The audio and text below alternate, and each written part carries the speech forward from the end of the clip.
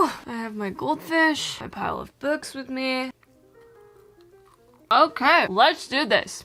Hello! It's 2020. I can't remember the last time I filmed a book video, but we're back, sort of. Today, I'm going to be sharing some of my favorite Asian books because I started a book club. Okay, just kidding. I didn't start a book club. I co-started a book club with one of my really good friends, Tiffany, and I'll talk more about the book club later, but that's what inspired me to make this video. Goldfish is so good. Okay, so today I wanted to share some of my favorite Asian books, or books by Asian authors, or feature Asian characters. Yes, I always grew up really enjoying reading, but I never really saw myself in a character until around 2 or 3 years ago, and then felt really enthusiastic about reading books by Asian authors and like promoting or supporting Asian authors, as well as like identifying and seeing myself in other diverse cultures, characters, whatever's in media. So yeah, here is some reading recommendations, some of my personal faves. Starting off, the first author that I'm going to feature is Maurene Gu's books. I'm pretty sure I've talked about these books before, maybe in a favorites video, because these are absolutely my fave. The first Maurene Gu book I read was I Believe in a Thing Called Love. It's pretty much about a girl who's using K-dramas to try to navigate her in real life love life, because she's like good at everything else except for relationships, so she uses or she creates like a K-drama guide to falling in love, and it's the funniest thing ever. But then this is like probably one of my most favorite, just because the book is set in the suburbs of LA, but like East LA, where there's like a bunch of Asians and a lot of big Asian communities. So yes, this book, The Way You Make Me Feel, is about a girl named Clara who has to help her dad's food truck over the summer because she did some rebellious thing over school. And her dad's food truck is Korean Brazilian. And so there's Korean Brazilian wrap, really good food, a little bit of romance, a lot of LA love. This is like really big LA book. And her newest release is Somewhere Only We Know, which is like the greatest thing because it's like a Roman holiday but in K-pop. So it's like super famous K-pop star meets paparazzi. They don't know each other and then they hang out for a day and stuff happens. Oh my god, it's like this book is also like sometimes I'm like, I don't know which one I like better just because this one gives me like nostalgia, but this is a combination of everything. Yeah, these are super good, cheesy, no, not even cheesy, they're like cheesy but quality, feel good, just like quality stuff. Okay, next is Mary H.K. Choi's books. She has the most beautiful covers on the history of the planet. When Emergency Contact first came out, I was like, this art, this font, this color scheme makes me want to cry. Like, I've never seen a book cover this beautiful. And then when you have Permanent Record come out and the hardcover is like, let's take a moment.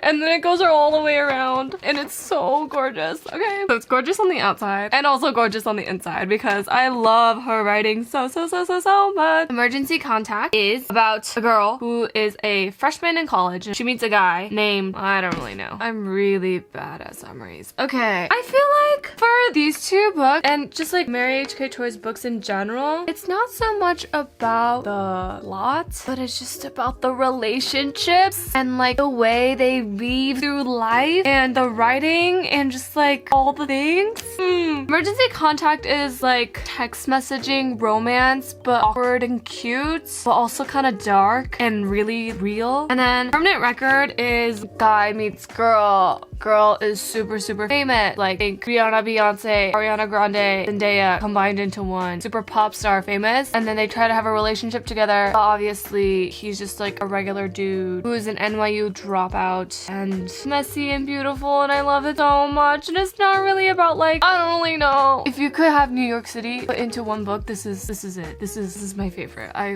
get emo. Okay, so Maurene Gu and Mary H.K. Choi, my top two like immediate buy authors. Love it. Okay. Moving on. Next, I'm going to feature a book that is really popular and I'm sure everybody knows about it. Crazy Rich Asians. So I read this a couple years ago around when the movie was coming out and I thoroughly enjoyed it because it is pretty much an Asian Gossip Girl, but better. If you watch the movie and you think about the vibes of the movie, it's like that times 10, but even better in the book. Because I feel like the movie only really talks about, I don't even remember their names, Rachel and Nick. Yeah, Rachel and Nick's like relationship and like family feud or whatever. But there's a lot of side stories in this, which makes it almost feel like a TV show. So it's super like fun, I would say easy read, but I don't know. Gossip Girl, but better. There's 3 books in the series, and I feel like it gets better and better every time. It's just like drama, feel good, rich people, rich Asians.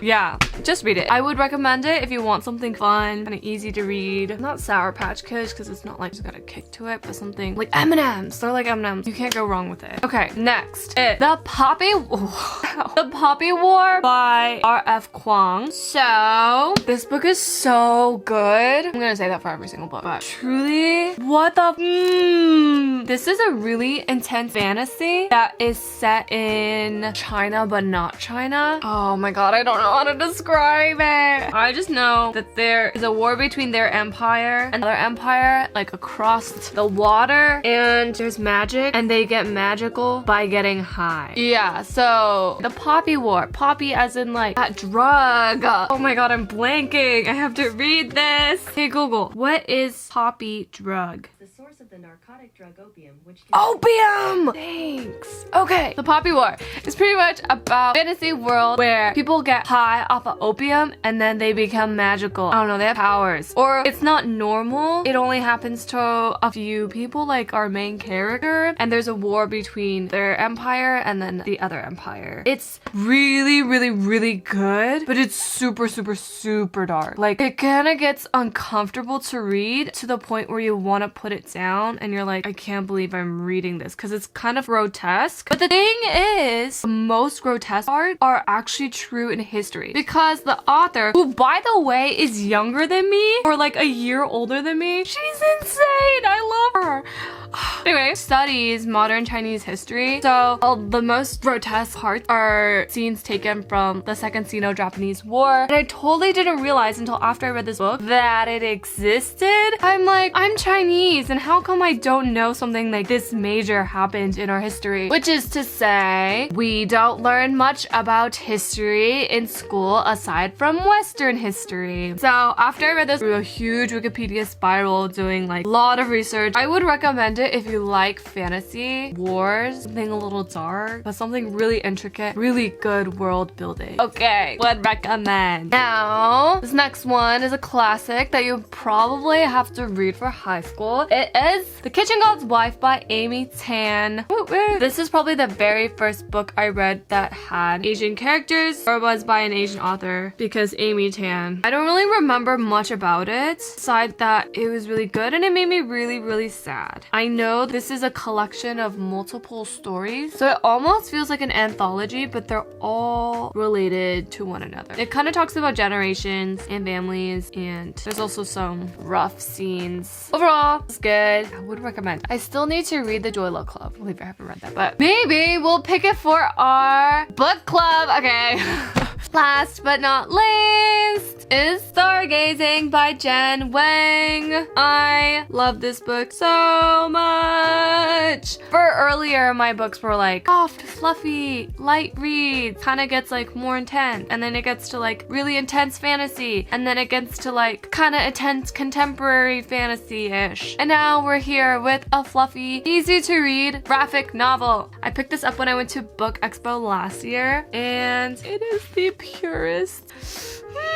I think it's a middle grade graphic novel, but it's like talking about these two girls who are really different from each other. On paper, they wouldn't really match as friends, but then they get to know each other, and then it turns out that they have a lot of common. They like become really good friends and stuff happens. But I really, really enjoyed it because first of all, the art is really pretty. Second, it's set in LA, and it's also set in like suburban LA where I grew up. Like, it's not said, but you can kind of see and kind of tell Asian communities, and then they're like learning Chinese, and I feel so represented, and like everyone's so cool, they're all so cute, and I just love it so much. All right, that is all for my list of Asian book recommendations. I hope you enjoyed, but wait, there's more. Time for me to talk about my book club. On January 31st, my friend Tiffany texted me and asked if I wanted to start a book club, but I was like, okay, sure. And then in 24 hours, we made the thing happen. Please join my book club? Let's break it down. We're going to be reading a different book by an Asian author or featuring Asian characters every single month. And 2 weeks before the month ends, we're gonna have a polling or voting section where you can vote for the next month's pick. This month we picked it ourselves just because it's easier and it's the first month. And we're reading To All the Boys I Loved Before by Jenny Han. I didn't feature this book on my list because, I don't know, I always had like mixed feelings about it. I didn't like it at all when I first read it, but then when I reread it, I couldn't stop thinking about it and I kind of really liked it. Like, I think I was in denial that I actually liked it, but then there are a lot of things that I didn't like about it. So I'm not gonna feature on this list, but I still really like the book. I don't really know. It's such a popular Asian book. There's a movie and it's really popular, so I feel like a lot of people already know it, and we're reading it for the book club month, so I'm not featuring it exclusively in the recommendations list, but whatever. Reading To All the Boys I Loved Before for this first month. Joining the book club is really easy. You just first join our book club on Facebook, then read the monthly read and discuss with other members. That's pretty much it. At the end of each month, we're gonna have 10 discussion questions, and then everyone can just talk and answer the questions and just like discuss the book, and then yeah, all's good. I am honestly so excited for this, and I didn't think I would be this excited, but then after we started the book club and a couple people started joining and then they were introducing themselves and talking about the book, I got really excited because then it will actually start to promote Asian books, and there's nothing more happy for me or beautiful than that. Please join our book club. Thanks for sticking around, and I will see you next time. Bye!